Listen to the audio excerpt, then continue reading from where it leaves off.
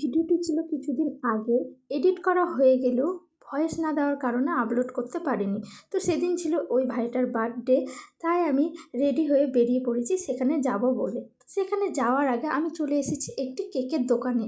তো এখানে অনেক ধরনের কেক রাখা ছিল, তার মধ্যে আমার একটি কেক পছন্দ হয়েছে, আমি ওটাই প্যাকিং করতে দিয়েছি। তারপর আমি এইদিকে একটু ভিডিও করে নিয়েছি। তো আমার কেকটা প্যাকিং করা হয়ে গেছে, তারপর আমি বিল মিটিয়ে চলে এসেছি একটি গিফটের দোকানে।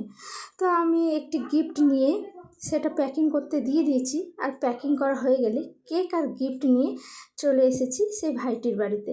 তো সেখানে গিয়ে দেখি সবাই মিলে রান্না করছে।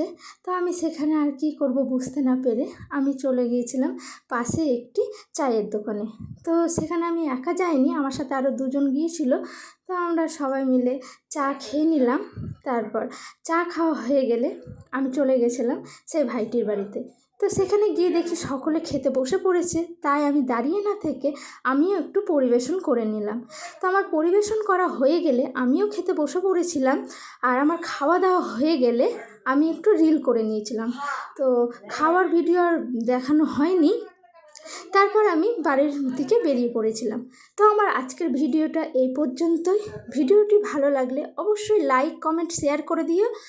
তো দেখা হচ্ছে পরের ভিডিওতে, ততদিনের জন্য টাটা।